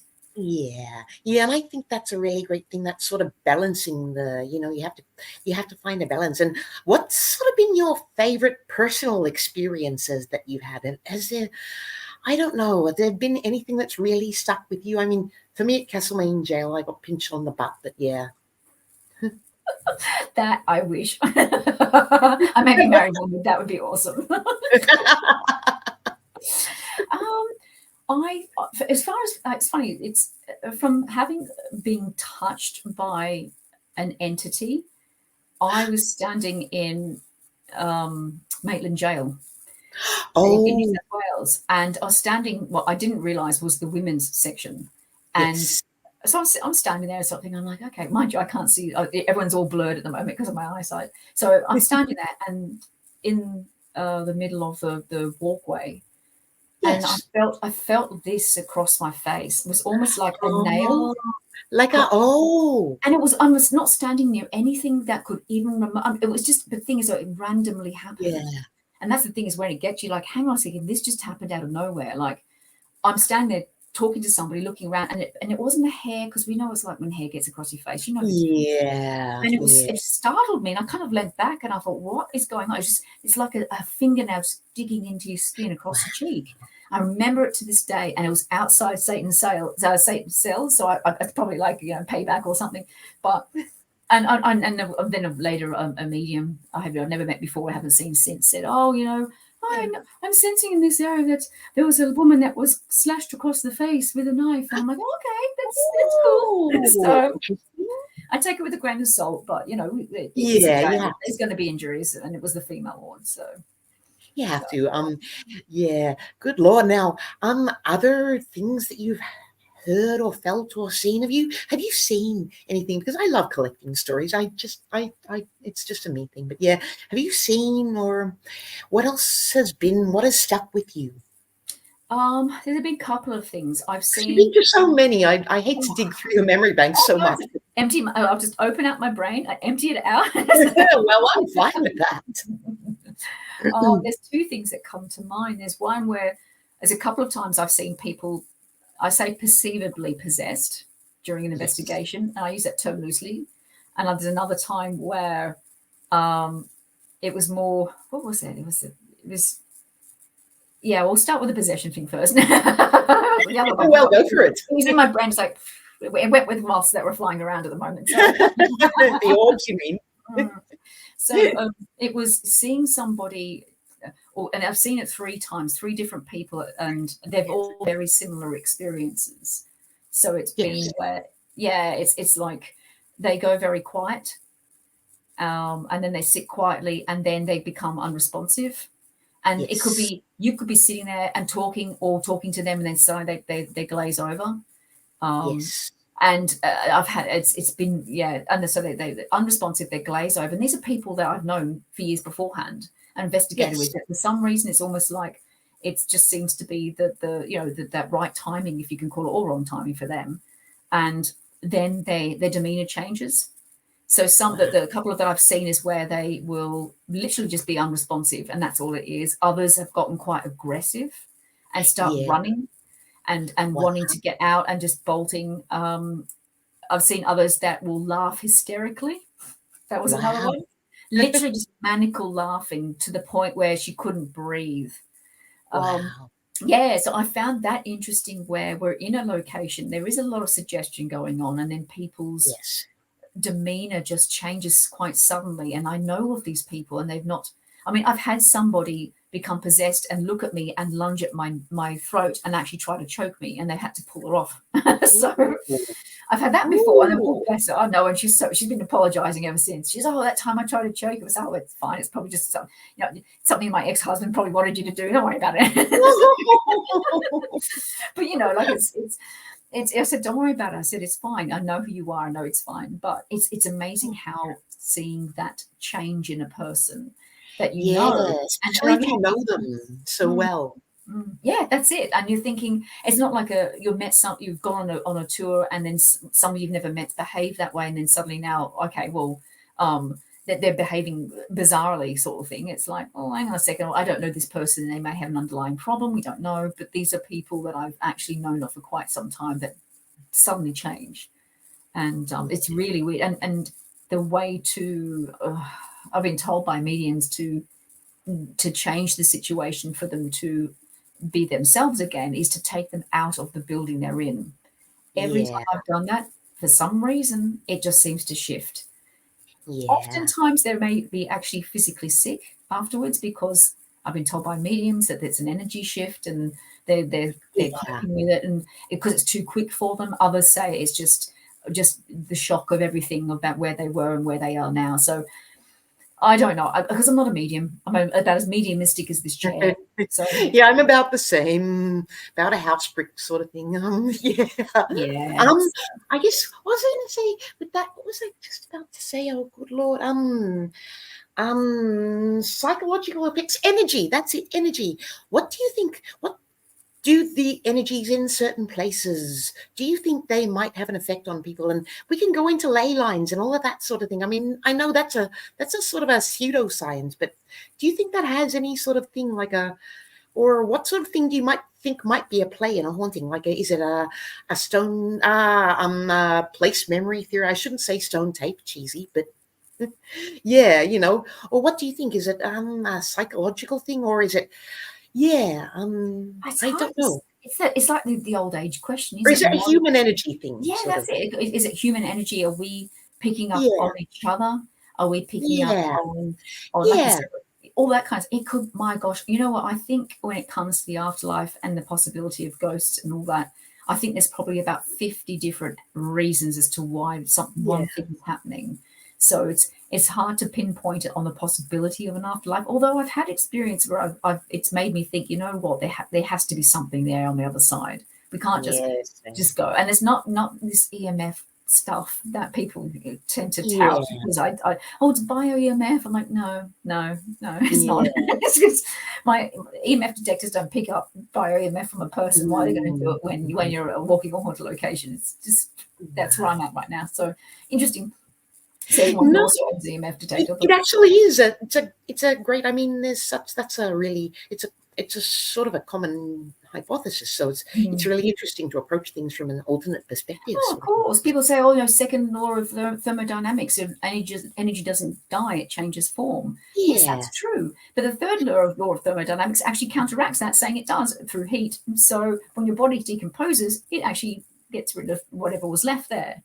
But yeah, but for me, EMF detectors, I use them to detect if there's going to be a high enough level for people to feel uncomfortable, which feels like a haunting. That's what I use it for. Originally, I was one of those people like, well, no, when we die, we leave EMF behind because it's floating about, and that's what it is. yeah, People feel static. That's what it is. It's not. But again, it's that learning process you go through from first really being interested in, and then learning more. Okay, what's happening on the environment? What's happening psychologically? And then yeah. together. Yeah, exactly. I mean, for me, my favorite thing is, the Schumann resonance. I babble on about that for ages, but yeah, that I think might be a sort of a conductor to telepathy. As the Harabin frequency, that sort of thing. But yeah, that's one that I kind of like that. The global consciousness, the morphic resonance thing. But yeah, There's more weight to that, I think, than there is the possibility of an afterlife for me. But yeah. Yeah, for me it's a dual sort of thing, but yeah, good Lord, God, now, future plans, you got MI Paracon, you said, what else have you got going on? And what are your plans at the SPR, ASAP? You've got other talks coming up soon, yes? Yeah, I've got other bits and Right pieces. from the MI? Oh, it's honestly, so I have And you did the ASAP weekend at Bath?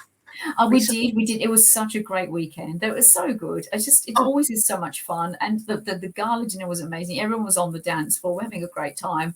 It got to the point the next day that we watched the first couple of speakers, which were awesome. And I looked over at my husband. I'm like, I'm going to need a nap. And it's not because of the speakers. We had such a great night the night before that when you're surviving about 3 hours sleep, and when you get to this age, it doesn't always agree with you. So it's like, I'm falling asleep. But luckily, we get to stay on the same campus as well. So we went back to our room, slept for 45 minutes, felt like $1 million, and went back and enjoyed the rest of the day. But yeah, it's so good. I really highly recommend it.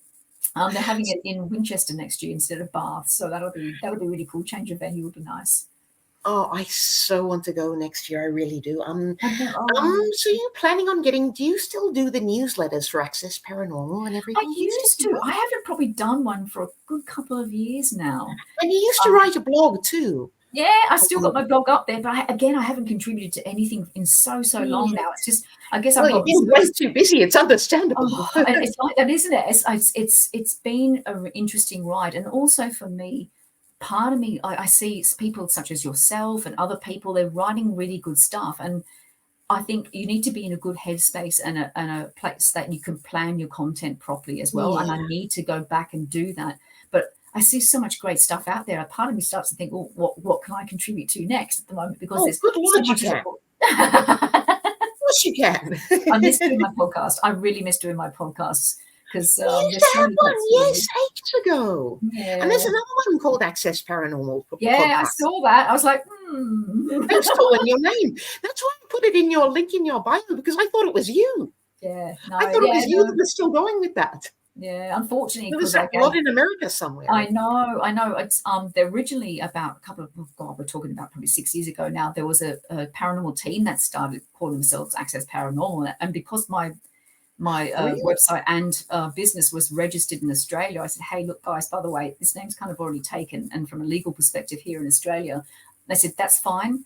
So they called it Access the Paranormal, and they were doing it for people who had physical disabilities that were interested in investigating. What a great idea! That's great. Yeah. So I was like, that's why, all power to you, man. But just so you know, so you can differentiate yourself a little bit if stuff comes up, maybe just to let you know kind of thing. So yeah, I saw this podcast come up. And I thought I haven't got any legal right to stop it, to be honest. So it's yeah. Maybe that Access the Paranormal, that's a great idea. I mean, that's what sort of things do you think, I guess, that could lead us to? What sort of things do you think that we could try more to progress? I mean, do you think, I like the idea of time sharing locations. I mean, why do you think some places that they just guard one location with their life and they don't let others in? That makes me sad, because why can't we share? I would love that. I think sometimes it can be the team that are running, or the company, that a paranormal group that are running events from, or that kind of stuff at a location, get very territorial. They're not the right people. And that, I think that then ends up harming it a little bit. It ends up being like, well, this is our place and you can't come in unless you did it. Like you said, it's not like you said, sharing is caring, particularly in Australia. Australia has very few and far between well-known locations you can go in and do this with. Here in this country, it's fantastic. It's brilliant. There's I investigate with a paranormal team called IPI, which Insightful Paranormal Investigators. Lovely group of people. They also have other investigators from another group that also join. And I've met other people as well who've also, and they're able to get locations because there's a good group of us. We all share. We know how all of us investigate. So we're like, okay, these guys are way more mediumshipy people. They're going to want to do their thing. We're going to be more of the skeptical people. And we all get along so well. But we've got access to castles, leisure centres. Oh gosh, it was a RAF base on the weekend. Like, it literally, I'm so lucky that, to have access to these locations and to investigate with people that we're cool, but we go and do our own thing. And like you said, it's timeshare.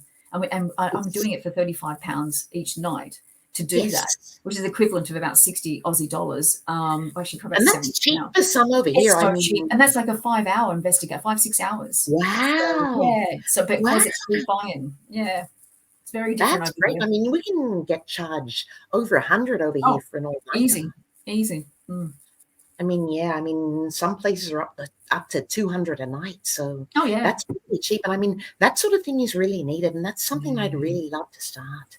I wish Australia had it in that sense, because it is few and far between the locations there. And it's interesting trying to explain that to people who, here in the UK, if you were to drive 6 hours, you're still in the UK in one area. But if you drive 6 hours in one direction, you pass 2 countries. You know what I mean? Like in Australia, you drive 6 hours from here and you get to Sydney. Yeah, that's it. Yeah, that's exactly right. So it's like our locations are few and far between. And sometimes you can often be out in the outback where you can afford to actually go and investigate regularly, but you've got to get out there, and that's your weekend gone, because it's such a long distance to travel too. So but I mean, there's so much that we could do to progress the field, but that I really wish that sort of thing would happen over here as well. And God, and the old York Hospital is reopened. I don't know if you heard that. Ooh. Oh no, I haven't. No, I'm writing about that for us at the moment. Very good. It's Amityville, Australia. It's a B&B thing now. Cool. And actually, oh, good Lord. Let's see. Oh, other possibilities. Good Lord. I was going to say something about. I'm writing about something at the moment. Do you think that a dormant location can become active again? Oh, I love that question.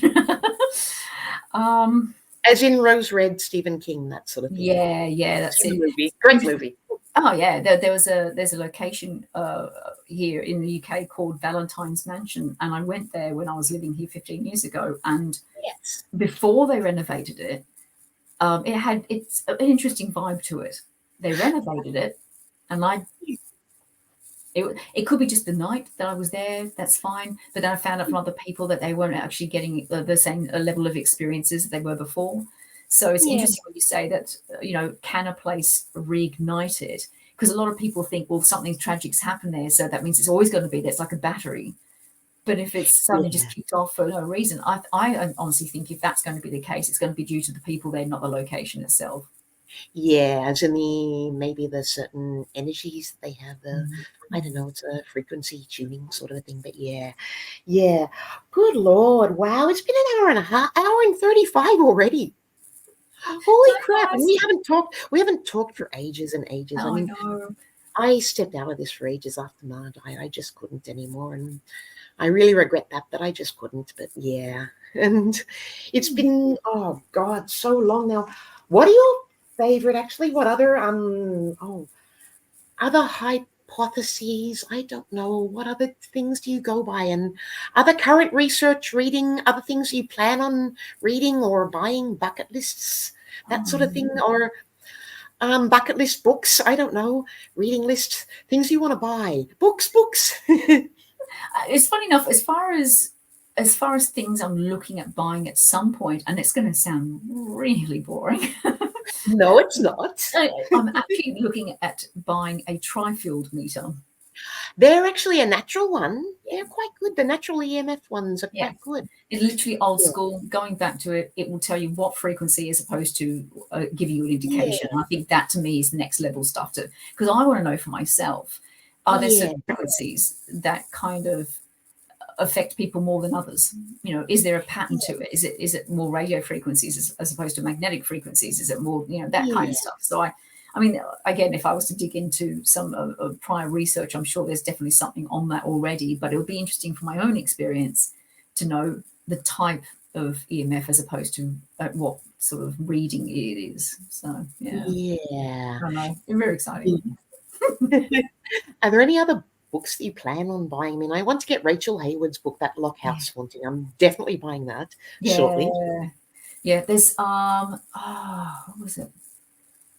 I know I've mentioned about John Fraser with his John Fraser. I've got to get his too. Yeah, he's great. As I said, I mentioned before, really good stuff. He's also got a new book coming out, which is about how he got to where he is now in the sense of his research and cases he's worked on. And it's that to me I'm looking forward to as well, because I like the personal aspect of it as well. It's like, how did you come to that? I mean, he's studying philosophy and all sorts of stuff, so he's got a really good sound knowledge of that. So that's something I'm looking forward to seeing come out as well. So that's a book that I'll be like. And now let's get to resources. Like, what other resources do you use? Do you use Facebook pages, or other websites like, the SPR and Lexion and What sort of things do you look at as in research? Gosh, so from researching and resources as far as websites, definitely the SPR library, Lexion, the best. Really good from that perspective. I obviously, as I said, I use ASIP's website as well. They've got some really good articles. It's easy to digest, and I'm really looking forward to the revamp of the website as well when it gets kicking. As far as actual, I'm trying to think of anything else that I usually use my go-to essentially. That's okay. I'm struggling at the moment. I haven't had quite enough coffee, but yeah. You're doing well. You're doing well. Research and reading are really important. And if we want to be in this seriously, then I think it's really important. And but I don't know. I really don't. What would be your one go-to book? I want to ask you a question. What would be your one?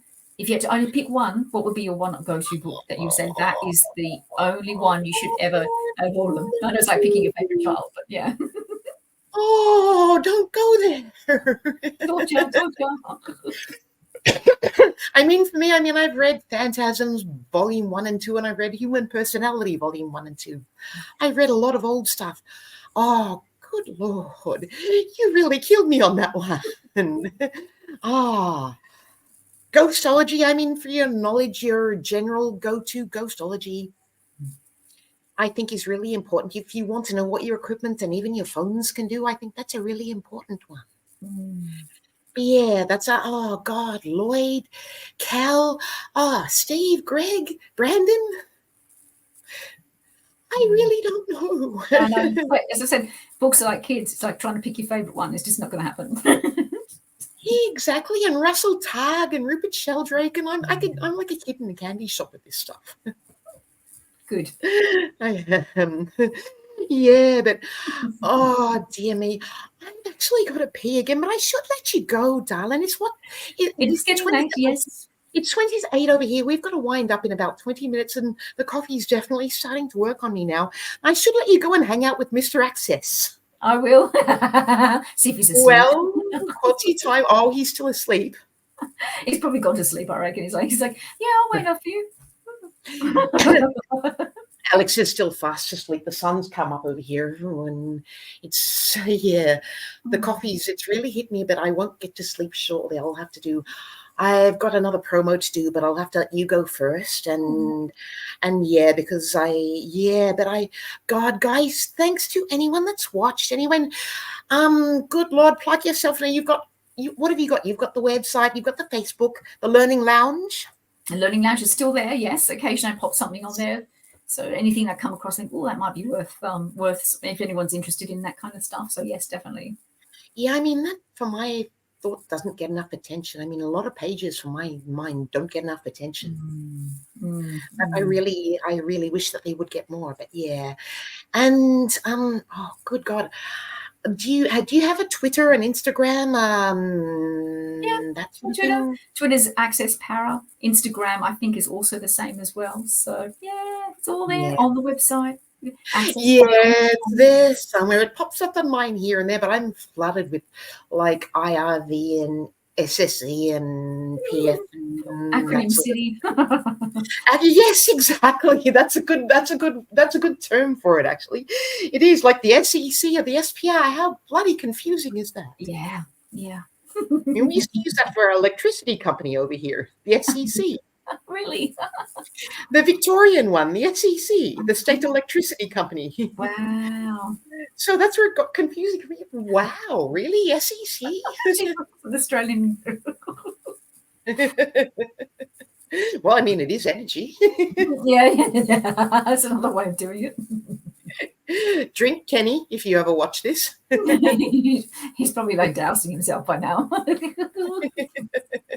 Good song. But oh, good God, thank you so much, though, darling.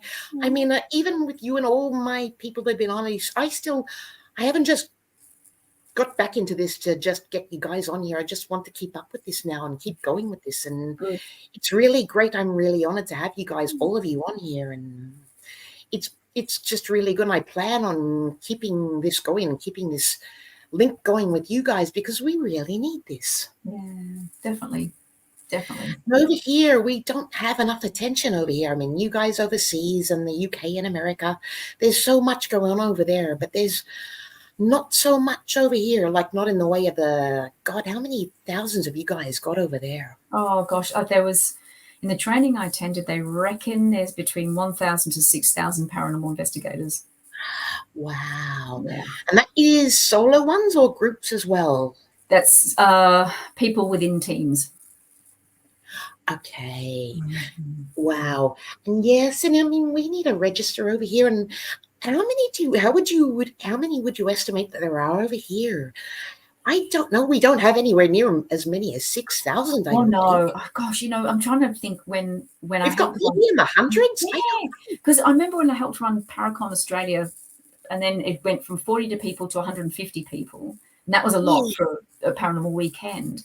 But obviously, there's a hell of a lot more paranormal investigators than that. I think there's probably about 300 to 600, I reckon. And I mean, you had a register at one stage too, didn't you, of investigation teams? Yeah, it was a team directory, so it was all before Facebook kind of became that thing. It was like all different teams in all different states where you could find somebody to either join. I've even got a paranormal jobs opportunity page on the website still, but it's for countries like, not just Australia, it's UK, it's India, Africa, Saudi Arabia, Yes. Yeah, and it's for people that are interested in meeting other people to investigate with. So I've got that sitting up there. There's information there that's quite old, but then there might be people that go, you know what, I like the way that person approaches how they look at investigating. They're in my country. Let's start a team up together. Yes, So I mean, yeah. do you think that could ever be possible on an international level sort of thing? Like, do you think that teams can maybe collaborate, visit overseas and link up with one another and, timeshare, that sort of thing? I They really do love that already. Yeah, that's happening already. I know a couple of people in Australia that are doing that with people in the US. And I know that there are people that are doing this here in the UK that are also doing that with people in Ireland.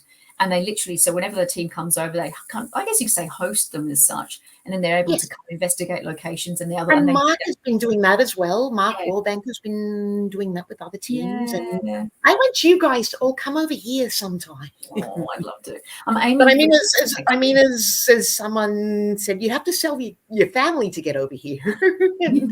Easy, done. Well, if you have a cat, don't sell the cat. Oh, no, I love a cat. You don't have one anymore. I know, but Mark has one, so I've adopted another cat. Oh, that's gorgeous. I bet it's asleep at the moment, so I won't ask you to bring it on camera, but everyone loves cats. Who doesn't love cats? No, she's the best thing. Such a lovely little thing. So funny and great company. So yeah, I've got my cat fix again. We have a little spirit one here that meowed a few nights back, and Alex meowed back at it because he does that. He talks to animals. He talks to the birds and the dogs and everything. He talks to them. So he meowed back, and he thought it was a cat, but it wasn't. But yeah, it's lovely. But that's so sweet. Oh, good Lord. And I'm really busting. I really am. We'll sign off. Yeah. He's gone through me. Yes, I should let you go and hang out with Mr. Access and wake him up again. And remember me. Spend some quality time with him. And God, thanks so much to anyone that has dropped by, anyone that will. And thanks to anyone with Beth's page, my page, anyone. But I'll go shortly. I'll pee shortly. But I've got to make an announcement first before I get to the TMI stuff. But I'll let you go first, though, love, because I don't want to get everyone to. Actually, I could, I guess. My next guest, I have another one coming on today, which is Steve Parsons. But he's on at 7 p.m. He must be a real night owl. What time is it over there? It's early morning at 7 p.m. It's 9:40 at night. Okay, so what time would 7 p.m. be over there? 7 p.m. Where's my phone? It's I've like got that 9 a.m. or something like that. 9 a.m. It might be. Let's have a look. So if you're chatting to him, so you're chatting. I can't get my world clock up at the moment because my phone's in the. I love this app. It's fantastic. So yeah, it's 9 a.m. London time tomorrow morning for us. Wow. So he's a morning person. I'm barely a morning person at this point in time anyway, but good God. But yeah, Steve's on for 2 chats. And yeah, thank you so much to anyone that's watched Beth today. And yeah, jump in and say hi to Steve and thank Beth so much, guys. She's been a really valuable contributor to this field, and she really has. You've been in this for like you're not as I call them a vintage 25 years or whatever, but you're I don't know what you'd call us, what would you call 10 or 15 years plus? But yeah, you've been in this for a while. Experienced in there. You've done so much. You've done so much, and you've contributed a lot to this field. And I mean, thank you on my behalf and on everyone's behalf for doing that. And thank you to anyone. I think that everyone that contributes is really important. Very good. But yeah, thank you so much. And if you're going to be awake at 9 a.m. tomorrow, then jump on and say hi to Steve. I'll probably have it in the background when I'm working away. I'm like, oh. Well, he can babble away and I'll let him. I'm happy to just unleash him on the world. Oh, he's great. He's a wealth of knowledge. You're going to have a lot of fun with him. He's really good. Oh, God. Yeah, we chatted on the phone a few weeks back, and yeah, he can talk and talk and I can talk and talk, but I'll shut the hell up and just let him talk. I'll try to anyway, but I get overexcited and babble. But yeah, God, thank you so much for coming on, darling. I will let you go so you can be comfortable yet again. Yes, I'll do the bathroom stuff, and I might give myself some breakfast and then maybe take a nap on the couch if the coffee wears off, that is, because I've had about God knows how many teaspoons now. Yeah, I don't have an espresso machine here, but yeah, thank you so much for coming on, and I plan to keep in touch, of course I do, and yeah, I'll talk to you very shortly-ish at some stage. Take care, And beautiful lady. everybody, thanks so much to Beth Darlington. Bye. Now, how do I do this thing? How do I do this? Oh, I've got to leave the studio. Here we go. Now, this is Katniss. This is Cat Ward, Cat in the Shadows, signing out for now until 7 p.m. tonight. Steve Parsons is at 7 p.m. tonight. He's coming on for another chat on the 24th, and I couldn't plug him until now because I didn't want to take the attention that everyone deserves their spotlight, so I didn't want to take the attention away from Beth. But Steve is on tonight. If you want to know anything you could possibly want to know about your gadgets, how they work, what the do's and don'ts are, then please, he's been called the gold standard of ghost hunting, and there's a reason. There really is, and he's an absolute sweetheart of a guy. And yeah, I'll unleash him on you guys at 7 p.m. tonight. But in the meantime, thank you to Beth. Thank you to any of my followers, old and new. Thank you to everybody. Thank you, Asset members, SPR members, anyone who's watched. And this is Cat Ward, Cat in the Shadows, signing out. Good morning, good afternoon, good night to everybody over there. Bye-bye.